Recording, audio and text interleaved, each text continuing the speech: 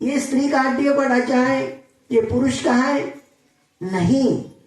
यहां तक हमारी चित्त की चेतना होनी चाहिए, ठीक है। तो इसीलिए हमें ये जानना है। तो ये सच्चा योग है।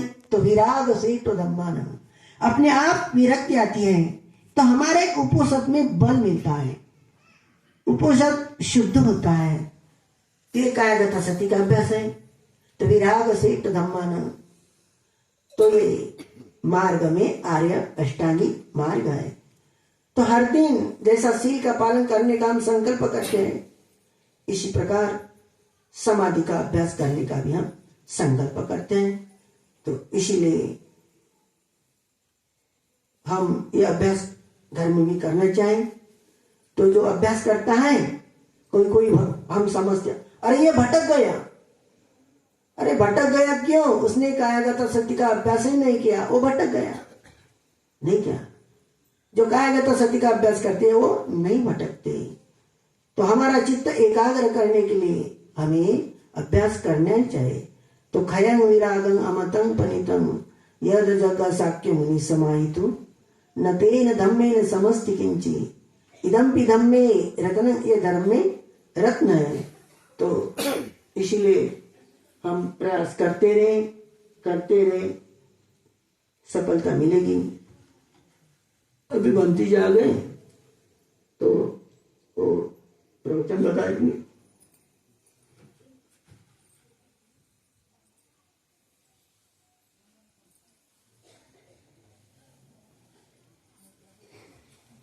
ठेवा तुम्ही तिथंच ठेवा, तुम्ही ठेवा।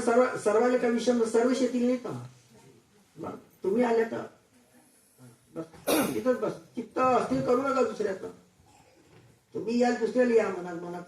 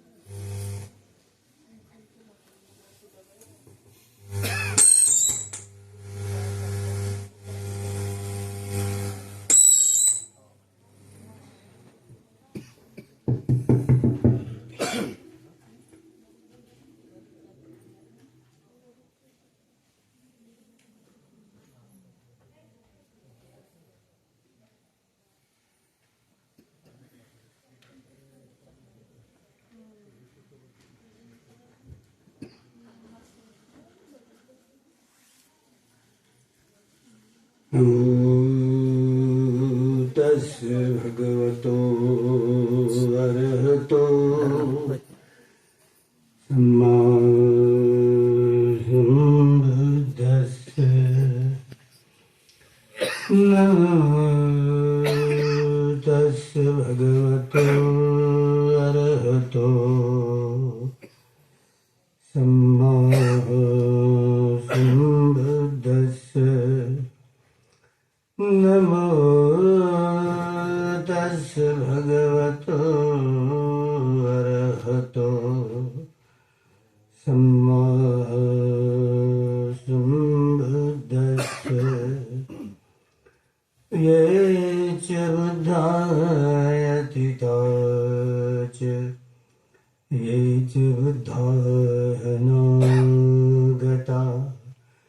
कच्चुबन्ना च बुद्धा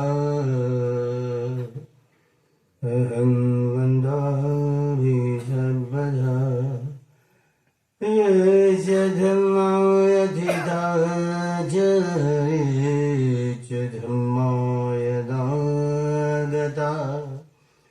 कच्चुबन्ना च ये धम्मा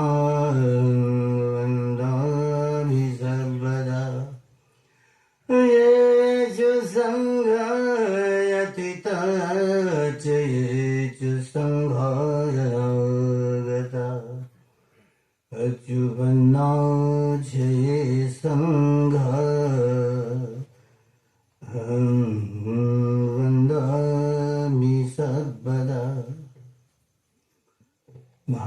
कारुणिक तथागत भगवान अरहत सम्यक संबुद्ध भगवान ने स्वाख्यात किया हुआ, सुस्पष्ट किया हुआ, जो धारण करने योग्य ऐसा सद्धर्म और संग गुणों को धारण करते हुए सद्धर्म में लाभान्वित होने वाला, अपने भीतर की सारी अविद्याओं को दूर करते हुए अरिय सत्य का साक्षात्कार करते हुए विजय प्राप्त करने वाला भगवान का वह अरिय सावक संघ प्रथमतः या तीन ही रत्नांना वंदन करतो, अभिवादन करतो आणि या महापरिनिब्बाण घोषणा दिवस ही माघ पौर्णिमा, ज्या दिवशी तथागतांनी 3 महिन्यापूर्वी आपल्या काया त्यागाची जी घोषणा केली, आई संस्कारांची जी घोषणा केली, ती 3 महिन्यानंतर वैशाख पौर्णिमेला मी कुशीनगरला काया त्याग करणार. त्यामुळं या घोषणाच्या, या महापरिनिब्बाण घोषणा दिवसाच्या पर्वावर पूजनीय धर्ममंचावर विराजमान पूजनीय भिक्खू संघ, श्रद्धावान उपासक उपासिकांनो, बालबालिकांनो, दुर्लभो धम्म सवणो इमस्मिन् लोके. हे खरं आहे की धम्म श्रवण करणं हे किती दुर्लभ आहे. या माघ पौर्णिमेच्या निमित्तानं इथे जो बुद्ध शासनात जो अंधकार दिसतो, चढाव उतार दिसतात, या चढाव उतारामध्ये या ठिकाणी प्रतिक्रांती झाली आणि हा सद्धर्म हा जम्बूद्वीपामधला कसा त्याचं विकृतीकरण होत गेलं. त्यामुळं नामशेष होण्याच्या मार्गावर नव्हे तर नामशेष झाला असं चित्रण दिसलं.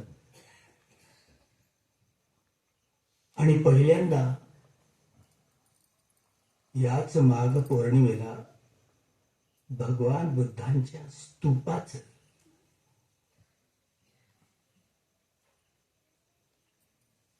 जे स्तूप महास्तूप भगवान बुद्धांच्या धातूंवरती बांधलेलं,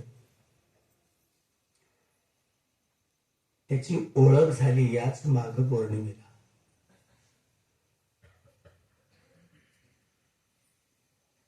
आणि बाबासाहेब आंबेडकरांचा रोख मात्र 10वी पास झाल्यानंतर पहिल्यांदा केळुस्कर गुरुजींनी लिहिलेलं बुद्ध चरित्र पहिल्यांदा या ग्रंथरूपी बुद्धाची भेट झाली आणि आयुष्य उजाळलं. ज्या स्तूपाजवळ जाऊन डॉक्टर बाबासाहेब आंबेडकरांनी हे स्तूप, ज्या स्तूपांची ही जी व्यूहरचना सम्राट अशोकाने 84,000 महास्तूपांची जी पूजा कार्तिक अमावस्येच्या दिवशी 84,000 महास्तूपांची तेल पजोतंग तेलाचे दिवे प्रज्वलित केले, पूजा केली. 10 दिशातल्या सगळ्या भगवान बुद्धांच्या देवता लोक, मनुष्य लोक, जिथे जिथे या सगळ्या स्तूपांची पूजा केली गेली. पण मात्र हा ओसाडपणा आल्यावर ओळखणंच कठीण झालं. डॉक्टर बाबासाहेब आंबेडकरांसारखं हे महाकुशल चित्त त्यांचं कसं काम करायला लागलं. माघ पौर्णिमेला डॉक्टर बाबासाहेब आंबेडकरांनी ज्या स्तूपाची पूजा केली,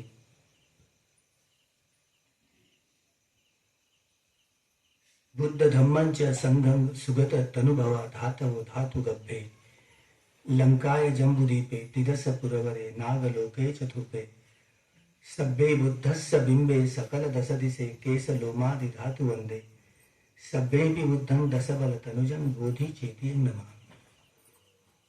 जिथे आजही लंकेमधल्या या स्तूपाजवळ 24 तास जी गर्दी असते बाबासाहेब ज्यावेळेला हे संकलन करण्यासाठी बौद्ध पूजापाठ या छोट्याशा बुद्धवंदनेचं हे संकलन करण्यासाठी जेव्हा गेले, संकलन करताना ज्या स्तूपाची वंदना केली आणि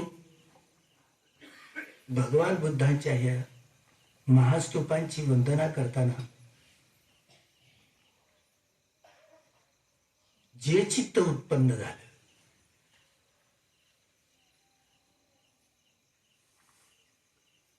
हे प्रत्यक्ष बुद्धांची स्वरूपं आहेत. बुद्ध शासनामध्ये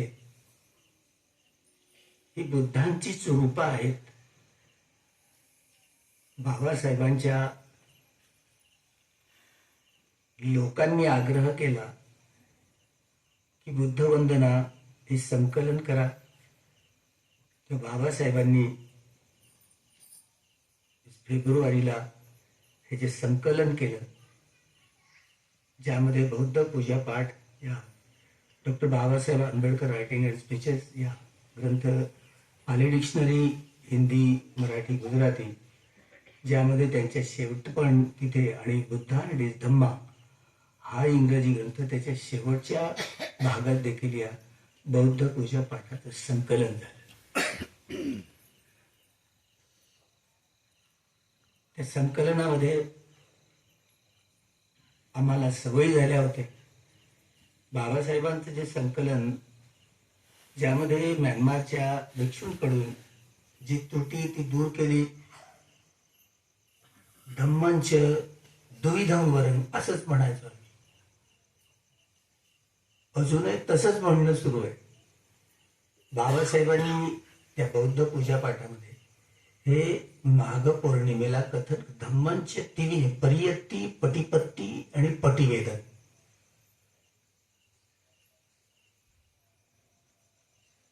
त्यामुळं या अंगाने बाबासाहेबांनी जे पाहिलं तोच माघ पौर्णिमेचा दिवस, ज्या स्तूपांची पूजा करून हे लक्षात आलं.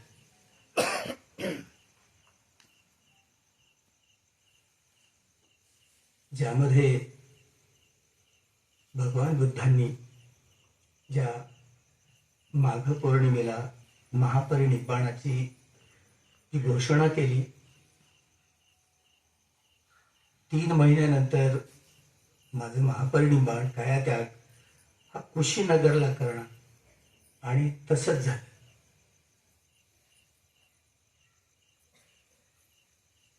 प्रामुख्यानं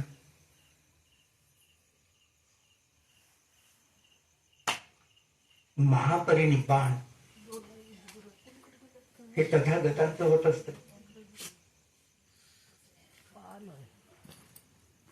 तथागतांचा हा जो कायात्याग, महापरिनिब्बाण हा शब्द प्रयोग त्या कायात्यागाला वर्णन केला जातो.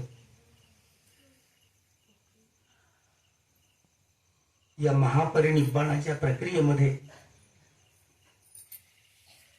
शरीर त्यागानंतर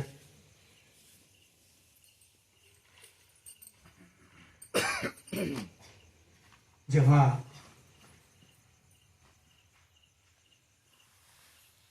काय संस्कार परिपूर्ण झाल्यानंतर कायादाहाची जी प्रक्रिया पूर्ण झाल्यानंतर ज्या धातू प्रकट झाल्या, त्या धातूंवरती जे जे महास्तूप उभारले गेले, ते मोठे मोठे 8 महास्तूप उभारले गेले. त्यामध्ये देवता लोकांमध्ये, नाग लोकांमध्ये जे स्तूप आहेत, ज्या 4 दाडांपैकी ओडिसामध्ये जिथे हल्ले झाले, त्या हल्ल्यात राजकुमारीकडनं जिथे 4 दाढा भगवंताच्या म्हणतात, त्या 4 दाढांपैकी एक दाढ जी आज कॅन्डीमध्ये, लंकेला कॅन्डी या शहरामध्ये हस्तिदंतात ठेवलेली, दुसरी डाळ ती चायनामध्ये पेकिंगला आहे, तिसरी डाळ नागलोकांमध्ये आहे आणि चौथी डाळ तावंतिसा देवता लोकांमध्ये, जिथे शक्र देविंद सक्क. त्यामुळे हे दोन मोठे मोठे महास्तूप, जे 8 महास्तूपांपैकी देवता लोकांमधले महास्तूप खोलता आले नाही. म्हणजे जे मोठे मोठे 6 महास्तूप होते, सम्राट अशोकाच्या कालखंडामध्ये मोगली पुत्र तिस्तानच्या या संपूर्ण आदेशावरून 84,000 त्यांचे जे समविभाग केले गेले आणि बुद्धाच्या ही संपूर्ण बुद्ध शासनाची आधारशिला सुरक्षित करण्यासाठी जो संपूर्ण 84,000 महास्तूपांची ही निर्मिती केली गेली. सम्राट अशोकांचं हे मोठं काम, ज्यामुळे बुद्ध शासनाची आधारशिला धम्माच्या आधारावर महास्तूपांमध्ये भगवान बुद्धांच्या धातू हे भगवान बुद्धांचं रूपच समजलं जातं, ज्यामुळं ते ध्यान करण्यासाठी, शील पालन करण्यासाठी, कम्मठाणाचा योग्यपणे अभ्यास करण्यासाठी, ज्या आधारावर स्वभाव विशेषाच्या आधारावर योग्यपणे कम्मठाणाचा अभ्यास करण्याची ही जी प्रक्रिया प्रामुख्यानं हे ब्रह्मदेशामध्ये जशी टिकून राहिली, ब्रह्मदेशामध्ये मागे जाऊन आलं. वेगवेगळ्या मोनेस्ट्रीमध्ये गोयंका गुरुजींचा मुलगा जो जिवंत होता 22च्या 22 मोनेस्ट्र्यांमध्ये फिरून आलं. सयातेजी ज्या ठिकाणी ध्यान करत होते, त्यांच्या शून्यागारात, त्यांच्या विहारात, ते जिथे राहत ते ठिकाण पाहून आलं. त्या ठिकाणी मुक्काम केलं, रात्रभर ध्यान केलं.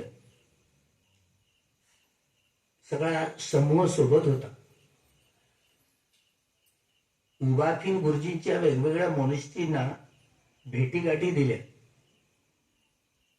मंडालेमध्ये नुकतंच शिबिर सुटलं होतं आणि शिबिर सुटल्यानंतर तिथे नुकतीच मैत्री झाली आणि शिबिर सुटलं. आणि त्या ठिकाणी आम्ही जेव्हा पोहोचलो तेव्हा तिथे कसं कसं शिकवतात या संबंधी, अर्थात लेडी सयादो मेडिटेशन सेंटर मंडालेच, धम्म मंडाले, म्हणजे गुरुजींचा निवास, माताजींचा निवास, त्या ठिकाणी 1 तास आम्ही ध्यान केलं. आणि वेगवेगळे टीचर आता कसे शिकवतात त्या शिकवण्यावर देखील खूप बदल झालेले आहेत. म्हणून गुरुजी वारंवार म्हणत होते की धम्माचं जे मला जसं ज्या रूपात मिळालं, जसंच्या तसं मी आणलेलं आहे. ज्या लेडी सयादो मेडिटेशन सेंटरमध्ये जो अभ्यास शिकवला जायचा, त्या अभ्यासामध्ये अभ्यास करणारी तिथली जी मंडळी, तिथली तरुण मंडळी दिल्लीला विश्वविद्यालयामध्ये, दिल्लीच्या तिथे PhD करायला आले अभिधम्मावर. प्रामुख्यानं अकॅडमिक जे शिक्षण असतं ते डिग्री मिळवण्यासाठीचं शिक्षण असतं, ते दिल्लीला शिकायला आले. आम्ही तिथली अपेक्षा करत होतो की नेमकं तिथे हा अभ्यास कसा शिकवायचा. तिथून पुढे ज्या मोनेस्ट्रीमध्ये आम्ही गेलो तिथे खूप मतभिन्नता, खूप आनापान सतीचा अभ्यास करण्याच्या विविध प्रणाली. म्हणून गुरुजी वारंवार हिंटेत की योग्यपणे कम्मठाणाचा अभ्यासच करता आला नाही तर जो लाभ व्हायचा तो होणार नाही.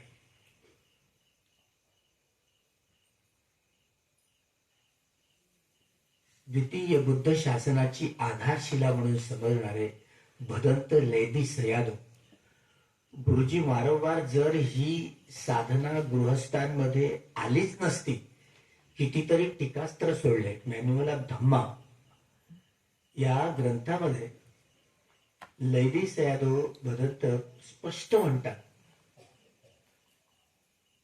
की हा भगवंत जो धम्म कथन करत तो मनुष्य लोक, देवता लोक सगळ्यांसाठी लागू पडतच. भिक्खू भिक्खुणी, उपासक उपासिका, त्यामुळे सगळ्यांना तो उपदेश लागू पडत. आनापान सतीचा अभ्यास करताना आज मंडालेमध्ये सुद्धा धम्म मंडालेमध्ये पाहिलं, आनापान सतीचा अभ्यास करताना देखील जिथे लांब श्वास घ्यायचा आणि पोट फुगवायचं, लांब श्वास सोडायचा आणि पोट आत न्यायचं, असे अनेक प्रभावी लोक त्या शिबिरात होते. आणि त्याचाच प्रभाव त्या शिबिरामध्ये आढळला. हे खरं आहे, आम्ही तसा अभ्यास करून पाहायला नाही असं नाही.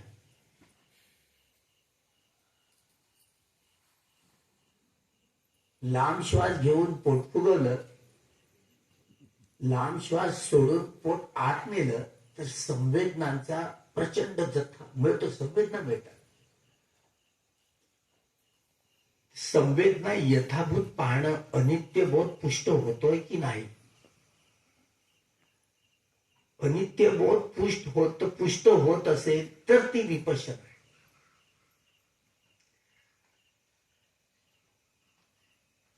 अनित्य बोध पुष्ट होत नसेल तर ती विपश्यना नाही. तशा सवयी लागतात, जाणीवपूर्वक तशा सवयी लागतात. लांब श्वास घ्यायचा, पोट फुगवायचं, लांब श्वास सोडायचा, पोट आत न्यायचं. मंडालेमध्ये बहुसंख्य जे साधक साधिका त्या ठिकाणी आल्या होत्या, त्यामध्ये हा प्रभाव मला दिसला. सतो अस्य सती सतो वपस्य सती. बाबासाहेब आंबेडकर अलीपूरच्या ज्या बंगल्यामध्ये राहत, त्यात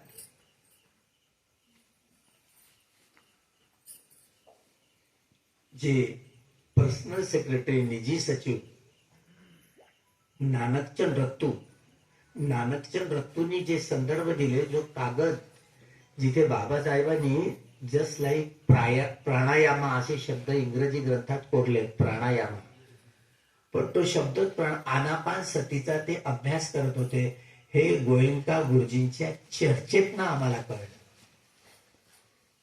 जेव्हा त्यांच्या मुलीकडे गेलो होतो मी, ज्यांनी नानकचंद रत्तूंच्या मुलीकडे, तेव्हा हा संदर्भ, तो कागद अजूनही माझ्याकडे आहे. जो कागद महाराष्ट्र शासनामध्ये बुद्धा अँड धम्मा या इंग्रजी ग्रंथामध्ये जस्ट लाईक प्राणायामा असं लिहिलंय, तो आनापान सतीचा जो कागद त्यांच्या मुलीकडनं तो प्राप्त झालाय. आता कोणता दिवस निघतो माहिती नाही. बाबासाहेब आंबेडकर ध्यान कक्षामध्ये जे ध्यान करत, तर आनापान सतीचा अभ्यास करत असत, आनापान सती. त्यामुळे हे साधं वैभव बाबासाहेब त्यांच्या डायरीमध्ये जे लिखाण केलं होतं नानकचंद रत्तूंच्या, त्या आनापान सतीच्या अभ्यासामध्ये एक सब्बकाय पटिसंवेदी असं शिष्यामी इति शिक्षति. सब्बकाय पटिसंवेदी शिष्यामी इति शिक्षति. सारी काया संवेदनशील होऊन श्वास घेणं आणि श्वास सोडणं हे शिकणं. सबंध काया ही साधी गोष्ट नाही आहे. तेव्हा बाबासाहेबांचा हा आनापान सतीचा अभ्यास कुठल्याही आचार्यांकडे न जाता हा आनापान सतीचा संपूर्ण संबंध काया संवेदनशील होऊन ते श्वास घेणं आणि श्वास सोडणं हा नानकचंद दत्तूच्या या संपूर्ण अलिखित लिखाणामधला कागद तो पोहोचला नाही तिथे. पुन्हा भ्रम आणि भ्रांतीत लोक जगत आहेत की बाबासाहेबांनी हे खरं आहे की कुठलं शिबिर केलेलं नाहीये, पण स्वतःच्या प्रयत्नाने आनापान सतीचा अभ्यास करत ते संपूर्ण काया संवेदनशील होऊन ते श्वास घेणं आणि श्वास सोडणं शिकले. हा संदर्भ त्या डायरीत मिळाला. अलिखित लिखाणामध्ये जेव्हा प्रकाशित होईल आपल्याला सगळ्याला माहिती पडेल. माघ पौर्णिमेच्या दिवशी त्यांची जी मुलाखत झाली नानकचंद दत्तूंची, त्यावेळेला नानकचंद दत्तूंनी तो जो कागद आहे तो विशेष रूपात बाबासाहेबांच्या जीवनामध्ये हे विशेष रूपात मांडणी करताना तो सुधार कसा करावा, त्यांच्या मुलीने जी सूचना दिली ती मुलीने सूचना दिली तो दिवसच माघ पौर्णिमेचा होता हे माझ्या लक्षात आलं. नंतर ते कात्रण मात्र तो कागद मात्र नानकचंद दत्तूंचा घनश्याम तळवटकर, शासर रेगे, मभे चिटणीस यांच्यापर्यंत येऊन पोहोचला नाही, ज्यामध्ये या माघ पौर्णिमेचं दर्शन करताना भिक्षू आनंद त्यांचं परिनिर्वाण. भिक्षू आनंद महाकाश्यप जर नसते तर या जीवनात त्यांना अर्हत्व प्राप्त मिळालं असतं याची गॅरंटी देता येत नाही. एक शोतापत्ती फळाला पोचलेली व्यक्ती ज्यावेळेला त्यांचं हे अग्नी कशी कम्मठ्ठाण बदलतात, म्हणजे 3 नाही 4 महिने, त्यावेळेला अतिरिक्त महिना हा वैशाख महिना अतिरिक्त महिना आला होता. त्यामुळे 4 महिने त्यांना दिले गेले ध्यान करण्यासाठी. शेवटी शेवटच्या दिवसापर्यंत महाकाश्यपांना समजलं की 399 भिक्षू होते, 4 महिने दिले गेले तरी मात्र एक व्यक्ती शोतापत्ती फळाला पोचलेली व्यक्ती मी आता लवकर अर्हत्व प्राप्त करेन ज्या आधारावर शेवटचा फक्त दिवस उरलाय आणि महाकाश्यप गेले आपल्या इद्धिबलांनी म्हणतात त्यांचं कम्मठ्ठानच बदललं. हे शमक भावनेचं कम्मठ्ठान बदललं. अग्नी कशी धम्मकाया फाउंडेशन मध्ये थायलंडला गेला असताना अग्नी अग्नी अग्नी अग्नी अग्नी हे अग्नी धातूचं जे क्षेत्र असतं ते थंड असो गरम असो उष्ण असो, हे तापमानाचं जेवढं क्षेत्र आहे ना हे अग्नी धातूचं क्षेत्र आहे. आणि तिथे अग्नी अग्नी अग्नी अशा शब्दांचा रट सुरू होता. त्यामुळे कम्मठ्ठाणाच्या या शमक भावनेच्या कम्मठ्ठाणाच्या अभ्यासामध्ये किती फरक पडलाय, बदल झालाय. मात्र अग्नी धातूचं हे कम्मठ्ठाण ज्यावेळेला महाकाश्यपांनी आनंदांना दिलं तेव्हा हे शमक भावनेचे 40 प्रकारचे कम्मठ्ठाण प्रामुख्यानं वेदनांना समजलं जातं. वेदनांना जे खणिक समाधीपासून उपचार समाधी आणि उपचार समाधीपासून अर्पणा समाधी, म्हणजे ती 4 महिन्यात शेवटची रात्र फक्त त्यांच्या हातात राहिली आनंदाच्या. आणि हे तापमानाचं जे क्षेत्र त्याला आलंबन म्हणून जी खणिक समाधीपासून उपचार आणि उपचार पासून अर्पणा समाधीपर्यंत ते पोहोचले कसे आणि त्यांची समता पुष्ट कशी झाली, यथाभूत कसं पाहता आलं. त्यामुळं सकाळी सकाळी पहाटे पहाटेला बस मी केवळ श्रोतापन्न आहे, केवळ श्रोतापन्न आहे.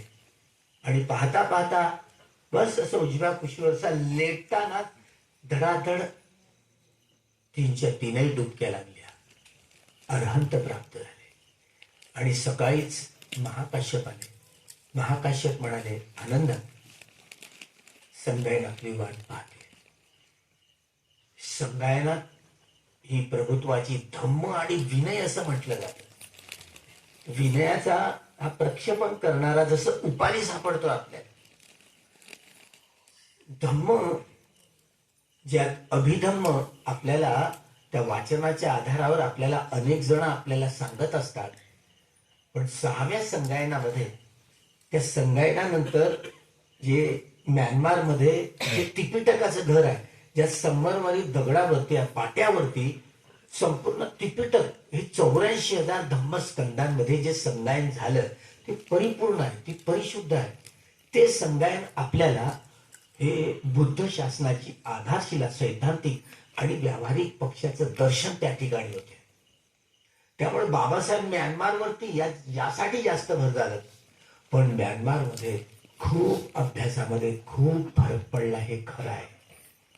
फार मोजके लोक योग्य प्रकारची साधना करतात, हे गुरुजी वारंवार सांगत असत. तेव्हा भिक्षू आनंद, हे खरं 1-2 तास वाट पाहिजे गाडी, हे खरं आहे, खरं आहे. माफी मागतो.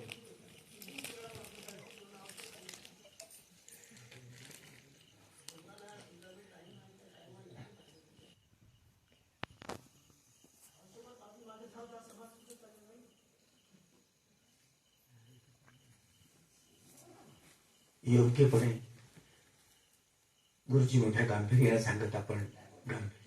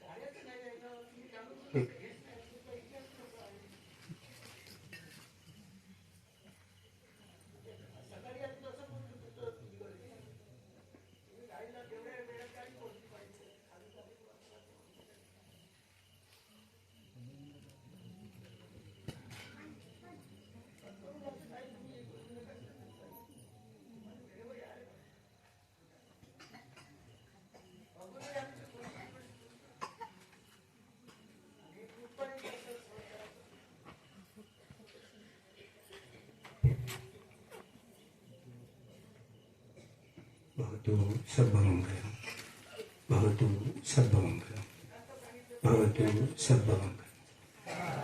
साधु साधु साधु साधु साधु साधु साधु.